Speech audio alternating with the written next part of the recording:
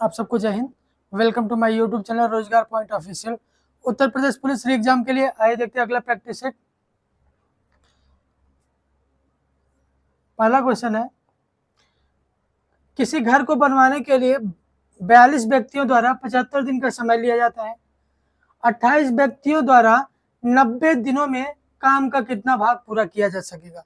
यह फार्मूले पे है क्वेश्चन, जिसे देता है इसमें क्या, M1 D1 upon W1 is equal to M2 D2 upon W2। 42 व्यक्ति कितने दिन काम करते हैं? 75 दिन तक काम करते हैं। तो वो काम क्या हो जाता है? समाप्त होता है। मतलब काम कितना होता है? हमेशा से एक होता है, वो काम पूरा हो जाता है। अब कह रहा है अब 28 व्यक्ति हैं, कितने दिन तक काम किए? 90 दिन तक काम किए। तो कितना काम हुआ? W2 निकालना है। 7 से 6 बार में, 7 से 4 बार में। अब फिर क्या होगा? 5 15 75, 5 18 90। 6 से कितने बार में कटेगा? 3 बार में। और 3 से 15 5 बार में। अब देखिए 5 is equal to 4 upon W2 है, तो W2 इधर लेके जाएंगे। W2 is equal to 4 upon 5। W2 is equal to 4 upon 5, यही आंसर होगा। मतलब 28 व्यक्ति 90 दिन तक काम करेंगे तो कितना काम कर पाएंगे? 4/5 काम कर पाएंगे। अगला क्वेश्चन,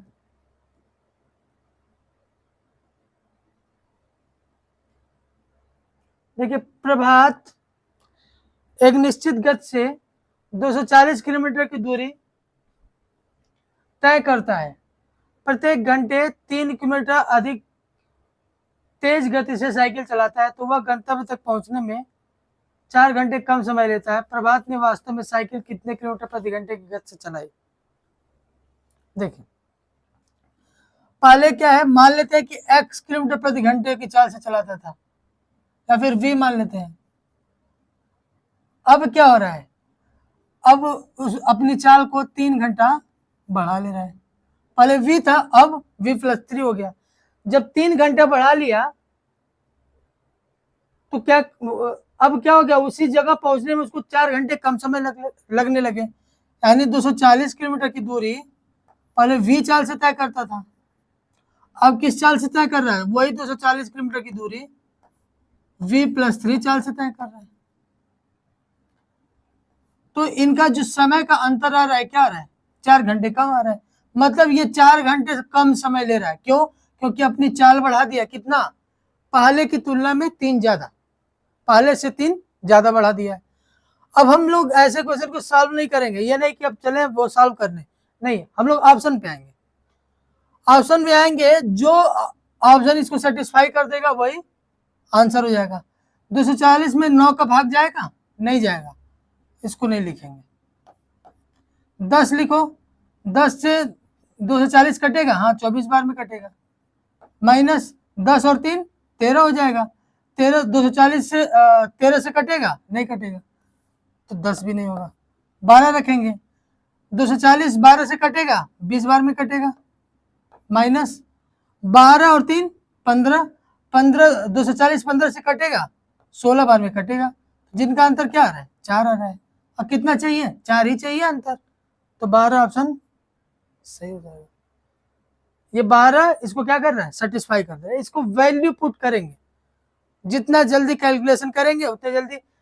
आप यकीन मानिए, जब आप हैबिट में आ जाएंगे, ये इस तरह के क्वेश्चन आप करने लगेंगे, मुश्किल से 10 से 15 सेकंड, इससे ज्यादा टाइम नहीं लगने वाला है। या आपको समझाने के लिए इतना लिखना पड़ता है। जब आप समझ जाएंगे तो आपको ऑप्शन से करने में 10 से 15 सेकंड लगेगा, इससे ज्यादा नहीं लगने वाला। अगला क्वेश्चन,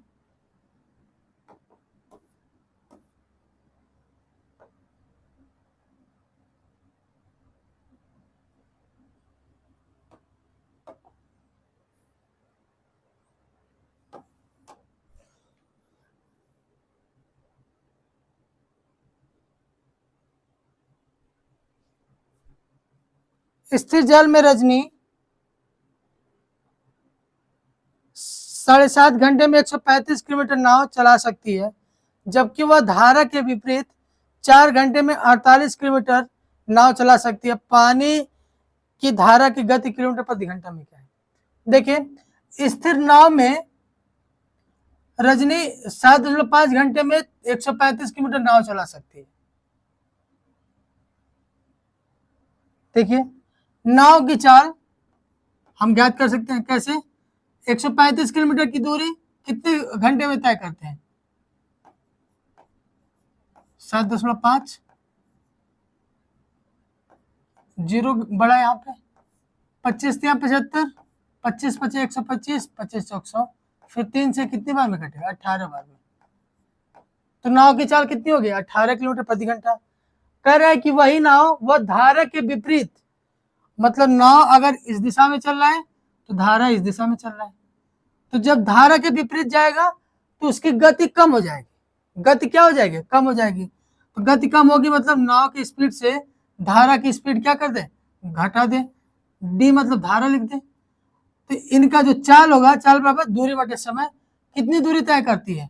48 किलोमीटर। कितने घंटे में? 4 घंटे में। इसकी वैल्यू कितनी आएगी? 12 किलोमीटर प्रति घंटा। 12 किलोमीटर प्रति घंटा। नाव की चाल कितनी है? 18 minus D is equal to 12। तो डी की वैल्यू कितनी होगी? 6 kilometre per hour. D option सही है, 6 किलोमीटर पर आवर। अगला क्वेश्चन देखते हैं। इसका मान पूछा है,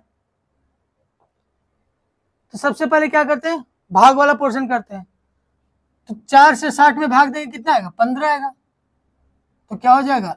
31 माइनस 15 इंटू 5, 15 पचे 75, 31 माइनस 75, तो क्या बचेगा? माइनस 44। ये माइनस 44 बचेगा।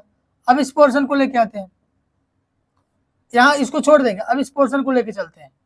क्या होगा? 38 माइनस, यहाँ पे क्या दिया हो? 30, और यहाँ माइनस, ये माइनस मिलके क्या हो जाएगा? प्लस हो जाएगा, प्लस 44। तो 38 माइनस ये क्या हो गया? 4 4 3 7, 74 हो गया। इसको घटाएंगे तो क्या होगा? माइनस 36 बचेगा। घटाएंगे कितना आएगा? माइनस 36 बचेगा।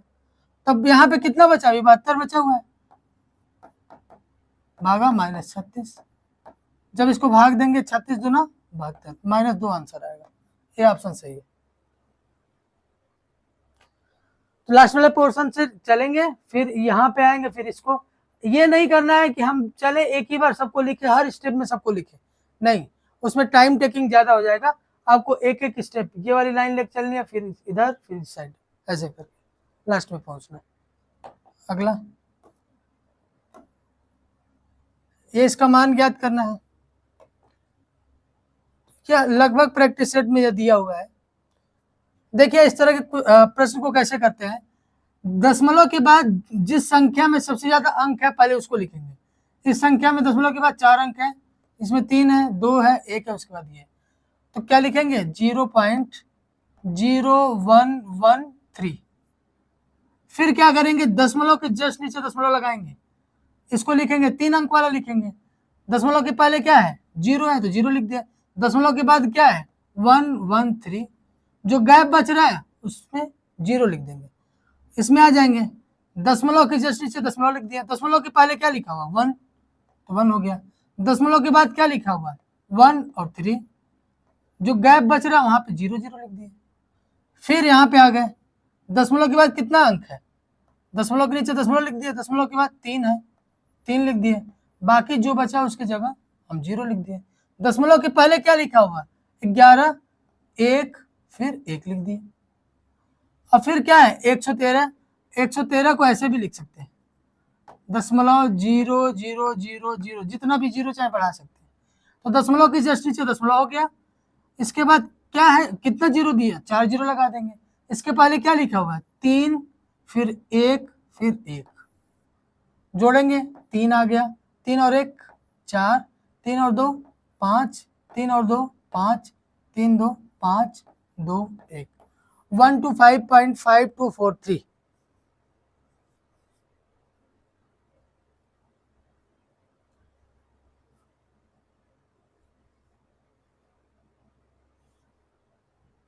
ये 52 नहीं, यहाँ पे सॉरी, यहाँ पे 3 हो गया, यहाँ पे 4 हो गया, 3 और 2 5, 3 और 2 5, 5543, 5543, डी ऑप्शन सही है।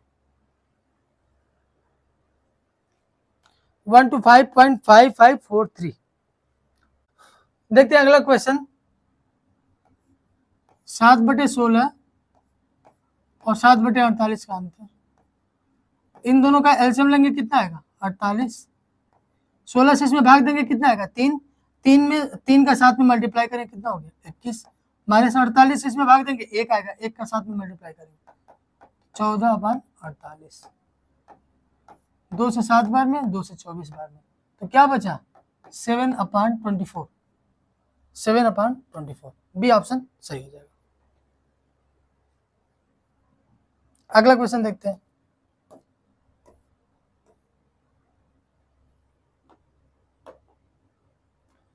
यहाँ पे दिया हुआ है 16, 24 और 28 में से प्रत्येक से विभाज्य होने वाले 4 अंकों की सबसे बड़ी संख्या क्या है।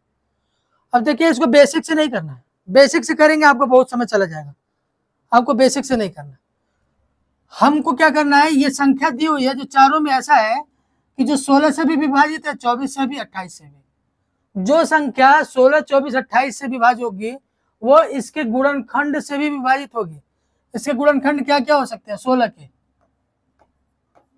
2 भी हो सकता है, 4 भी हो सकता है, 8 भी हो सकता है। 24 के गुणनखंड क्या हो सकते हैं, 3 भी हो सकता है, 6 भी हो सकता है, 8 भी हो सकता है। 28 के क्या हो सकते हैं, 2 भी हो सकता है, 4 भी हो सकता है, 7 हो सकता है। गुणनखंड मतलब जितनी किस किस संख्या से ये कट सकती है, ठीक है। तो सबसे पहले हम 3 का चेक करते हैं, जो काफी आसान भी होता है और इससे बहुत जल्दी आंसर भी आ जाता है। 3 से चेक करने का तरीका क्या है, इस संख्या के अंकों का योग 3 से क्या होना चाहिए, कट जाना चाहिए। जैसे 9 9 18, 18 5 23, क्या ये 3 से कट रहा है, नहीं कट रहा, तो ये ऑप्शन नहीं होगा। 9 7 16 6 22 4 26, क्या 26 3 से कट जाएगा, नहीं। मतलब अंकों का योग अगर 3 से कट जाए तो वो संख्या क्या होगी, उससे विभाजित होगी। 9 7 16 4 20 4 24, 24 3 से कट जा रहा है, हाँ कट जा रहा है। 9 8 17 6 23 4 27, ये भी 3 से क्या हो रहा है, कट जा रहा है। अब देखिए 2 ऑप्शन में मिला जो 3 से क्या हो रहा है, कट जा रहा है। अब वो संख्या क्या होनी चाहिए, 4 से भी कटनी चाहिए। 4 से कटने का मतलब यह है लास्ट के 2 अंक क्या होने चाहिए, 4 से कटनी चाहिए। इस संख्या के लास्ट के 2 अंक, क्या 44 4 से कट जाएगा, हाँ ये भी कट जाएगा। 64 4 से कट जाएगा, ये भी कट जाएगा। फिर देखते हैं 8 का, क्या वो संख्या 8 से कटेगी, तो 8 से संख्या कोई संख्या तभी कटेगी जब उसके लास्ट के 3 अंक 8 से क्या हो, कट जाए। जैसे इसमें 8 9 72, 8 3 24, ये 8 8 64, 8 से भी कट जा रही है। अब देखते हैं क्या कि बचा है हमारे पास 7, वो संख्या क्या 7 से कट रही है, देखिए 7 से इसमें भाग दीजिए, 7 के नाम 7, बचा 2, 7 चौक 7 3 21 बचा 6, 7 9 63, 7 2 14, 7 से भी कट जा रही है। 7 से कट रहा है, 7 के नाम 7, 2 बचा 7 चौक 28, ये नहीं कट रहा है, ये भी नहीं कटा, तो कौन सा ऑप्शन सही हो जाएगा, सी ऑप्शन सही हो जाएगा। तो ऐसे चेक करेंगे। हम कहेंगे इसमें सबसे पहले आप क्या कीजिएगा, सीरियल वाइज से चेक करने का मतलब है कि 3 से और 7 से, विषम संख्या से ज्यादा चेक कर लेते हैं। 3 से कट रहा है, अगर 2 ऑप्शन मिल रहा है तो देखते हैं कौन सी संख्या ज्यादा डिफरेंट है। 7 है तो 7 से काट के देखेंगे, अगर कट जाएगी, जो संख्या सबसे कट जा रही है वही संख्या क्या होगी, आंसर होगी।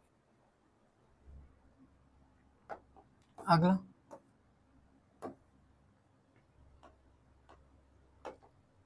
बोल रहे 160 720 और 400 का HCF, 160 720 और 400 का HCF।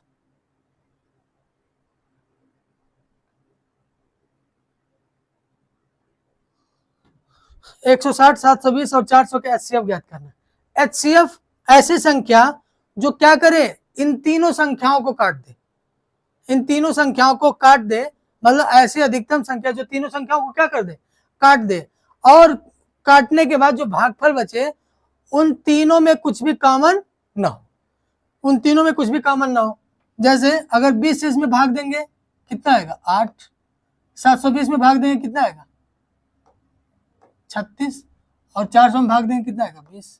क्या इन तीनों में कोई संख्या कॉमन नजर आ रहा है? क्या 2 कॉमन नजर आ रहा है, 4 कॉमन नजर आ रहा है, तो ये आंसर नहीं होगा। अब 4 से भाग देते हैं, 4 से भाग देंगे ये कितनी बार हो जाएगा 4 बार में। 40 से भाग देंगे तो ये 40 से भाग देंगे कितनी बार हो जाएगा 18 बार में।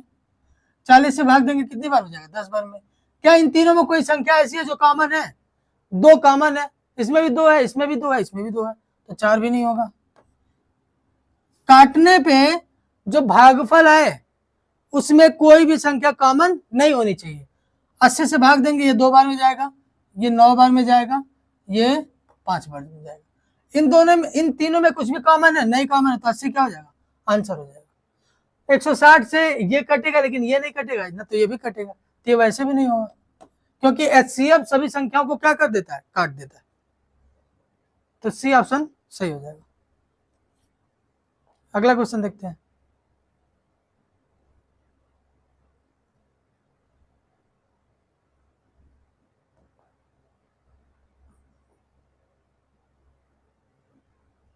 अगला क्वेश्चन देखते हैं।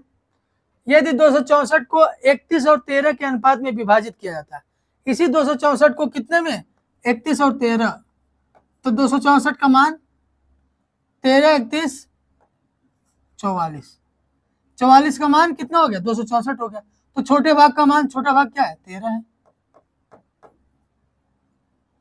देखिए 6 बार में जाएगा, 13 6 78, बी ऑप्शन सही है।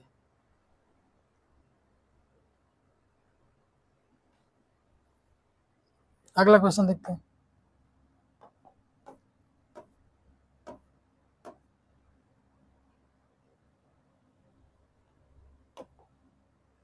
देखिए किसी प्रवेश परीक्षा में अर्हता प्राप्त करने के लिए 72% अंकों की आवश्यकता होती है। यदि परीक्षा के अधिकतम अंक 650 है तो अर्हता प्राप्ति अंक के संदर्भ में कट ऑफ क्या होगा? मतलब 72% अंक चाहिए तो 650 का 72% ज्ञात कर लेंगे। 0 से 0 कैंसिल, 2 5 10, 2 36 72, 5 से ये 13 बार में कटेगा, फिर मल्टीप्लाई कर दिए, 13 6 78 का 8, 13 3 39, 39 7 46, 468, सी ऑप्शन सही है। कह रहे कि 72% पाएगा तो क्या हो जाता है, पास हो जाएगा, तो 650 का 72% निकाल देंगे। अगला क्वेश्चन।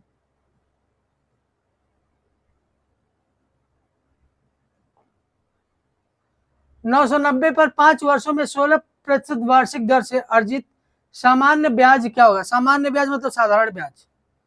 देखिए हम लोग क्या करेंगे, सबसे पहले ब्याज दर निकाल लेंगे, 5 वर्ष का हम लोग ब्याज दर निकाल लेंगे। ब्याज दर कैसे निकालते हैं? साधारण ब्याज में ब्याज दर में समय से क्या कर देते हैं, मल्टीप्लाई कर देते हैं, तो समय से मल्टीप्लाई करेंगे कितना आएगा 80% आएगा।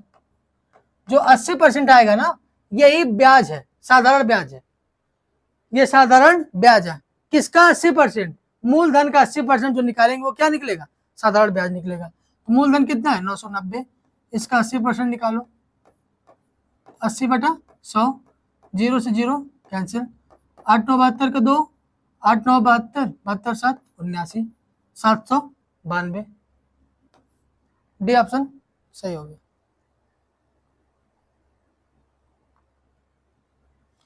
अगला क्वेश्चन देखते हैं।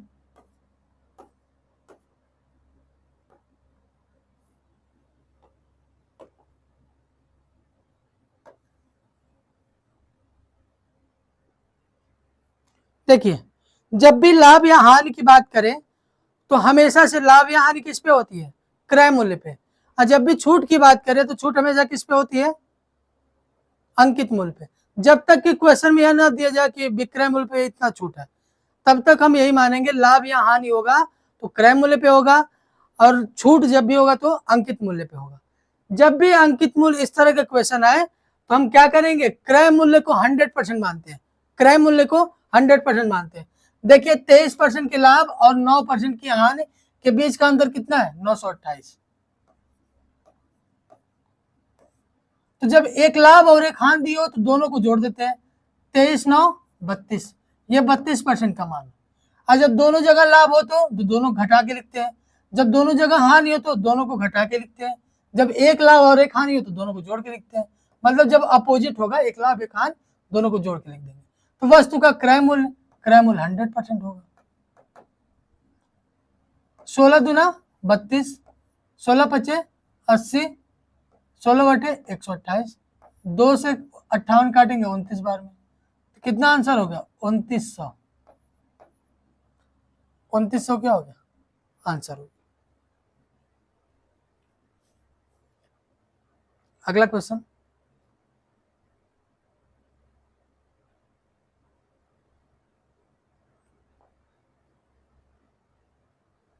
देखिए जब भी किसी क्रय मूल्य पर लाभ या हानि होता है, क्रय मूल्य पर लाभ या हानि जब निकाल लेते हैं तो जो संख्या आती है वो क्या होती है, विक्रय मूल्य होता है। वैसे ही अंकित मूल्य पर जब छूट दे दी जाती है तो जो बची हुई संख्या होती है वो क्या कहलाती है, विक्रय मूल्य कहलाती है। तो जैसे अंकित मूल्य कितना दिया हुआ है, 2100, इस पे क्या किया जा रहा है, 20% का छूट दिया गया, तो बचा कितना, 80%। 80% मतलब 80/100। फिर 15% की छूट दे दी गई तो बचा कितना, 85%, मतलब 85/100। 2 0 कैंसिल, इससे 1 0 कैंसिल, 5 दूना 10, 5 17 85, 2 4, 21 चौक 84 इंटू 17, 7 चौक 28 लास्ट में वही आंसर होगा। लेकिन 17 चौक 8, 17 बटे 136, 136 से 142 आंसर। अगला क्वेश्चन, जब भी हम लोग अंकित मूल्य पे छूट निकाल देते हैं तो वो क्या बचता है, विक्रय मूल्य बचता है। और जब भी क्रय मूल्य पे लाभ या हानि होता है तो क्या होता है, निकलता है। जैसे अगर क्रय मूल्य 100 रुपए है और उसमें 20% का लाभ हुआ तो विक्रय मूल्य क्या होगा, 100 का 120%, 100 का 120%, 120% मतलब 120/100, तो ये 120 क्या हो गया, ये विक्रय मूल्य हो गया।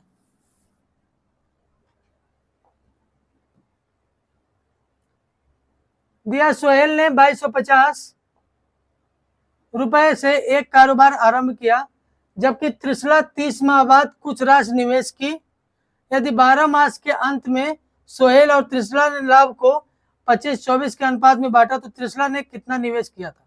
देखिए निवेश और लाभ, जो लाभ का बंटवारा जो होता है किस अनुपात में होता है वो समझ लीजिए। पहले का कैपिटल मतलब कितना पूंजी निवेश किया, पहले का समय कितने समय के लिए किया, दूसरे का कैपिटल मतलब दूसरा कितना पूंजी निवेश किया और कितने समय के लिए किया, इज इक्वल टू P1/P2। उसी अनुपात में पूंजी और समय के गुणनफल का अनुपात उनके लाभ के अनुपात के क्या होगा, बराबर होगा। ये मान लीजिए सोहेल का है और ये त्रिशला का है। सोहेल 2250 रुपए के साथ इन्वेस्टमेंट किया, कितने समय के लिए, 12 महीने के लिए। जबकि त्रिशला का हम लोग एक्स मान लें, वो कितने 3 माह बाद राशि निवेश की, तो 3 माह बाद राशि निवेश की, टोटल कितने महीने तक चला है, 12 महीने तक। तो 3 माह बाद निवेश की तो टोटल कितने महीने तक निवेश की, 12 में से 3 घटा दे यानी 9 माह तक निवेश की। उनके लाभ का अनुपात कितना है, 25/24। 3 बार में ये 8 बार में, 3 से ये 4 बार में, 25 से ये कितनी बार में कटेगा, 25 9 90। ठीक है, ये कितना हो गया, x इज इक्वल टू 90 × 4 × 8, 360 × 8 इसका मान कितना होगा 0, 8, 6, 48, 8, 4 बचा, 8, 3, 24, 4, 28, 28, 80। सी ऑप्शन सही। अगला क्वेश्चन देखते हैं। जितेंद्र और उमर द्वारा प्राप्त स्कोर का औसत कितना है? 70 है। उमर और श्यामल द्वारा प्राप्त स्कोर का औसत 56 है, जबकि श्यामल और जितेंद्र द्वारा प्राप्त स्कोर का औसत 78 है। तो बोल रहा जितेंद्र, उमर और श्यामल द्वारा प्राप्त स्कोर का औसत ज्ञात करना है। देखिए क्या करते हैं, इन दोनों का औसत कितना हो गया? 70 दिया हुआ है, तो इन दोनों के स्कोर का योगफल, मतलब इन दोनों ने कितना स्कोर बनाया, तो 2 में 70 का क्या कर देंगे? मल्टीप्लाई कर देंगे। प्लस उमर और श्यामल का औसत 56 है, तो इनका स्कोर कितना होगा दोनों का मिला के? तो 2 इंटू 56 हो गया। प्लस क्या है कि श्यामल और जितेंद्र का औसत कितना 78 है, इन दोनों का स्कोर ज्ञात करना है, 2 से 78 में मल्टीप्लाई कर देंगे। अपान में यहाँ पे अब कितने व्यक्तियों को लिया गया है? 6 व्यक्ति को लिया गया है, तो 6 से क्या कर देंगे? भाग दे देंगे, क्योंकि 2 यहाँ 2 यहाँ 2 यहाँ, ये कितना हो गया? 140, इसमें 112, ये 2 8 16 6 7 9 14 15, ये कितना हो गया? 8 5 9 1 10 के 0 3 1 4, 408/6।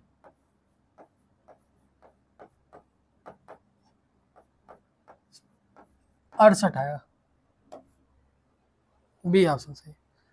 इसमें ट्रिक लगाने का कोई मतलब नहीं है, क्योंकि ये आसानी से कैलकुलेशन भी हो जा रहा है, सब कुछ हो, ज्यादा माथा पच्ची नहीं करना इसमें। अगला क्वेश्चन देखते हैं।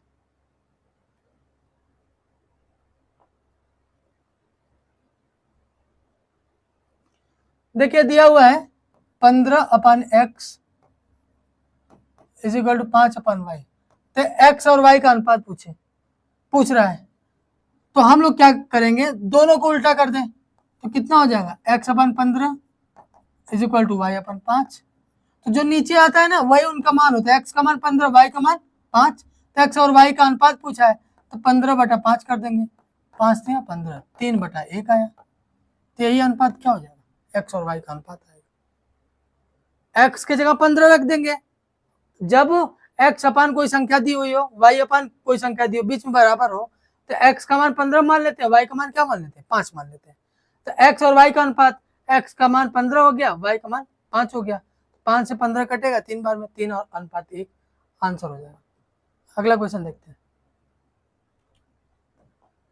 दे रहा 1200 को 2 साल के लिए 10% वार्षिक चक्रवृद्धि ब्याज पर दिया जाता है, तो अर्जित ब्याज, चक्रवृद्धि ब्याज हम कई बार बता चुके हैं, 2 वर्ष का चक्रवृद्धि ब्याज दर कितना होगा? 2a + a² 100। 2a मतलब a की जगह 10 है, 10 दूना 20, और ये 10 का स्क्वायर हो जाएगा 100 हो जाएगा बटा 100। ये कितना हो गया? एक बार में 20 और 1 21%। ये 2 वर्ष का चक्रवृद्धि ब्याज दर है। चक्रवृद्धि ब्याज दर मतलब अगर मूलधन मालूम हो तो मूलधन का 21% जो निकालेंगे, 2 वर्ष का चक्रवृद्धि ब्याज हमको मिल जाएगा। मूलधन कितना है? 1200, इसका 21% 21% मल्टीप्लाई करेंगे। 12 का 12 का 2, 12 दूना 24, 2 24 1 25, 252, डी ऑप्शन।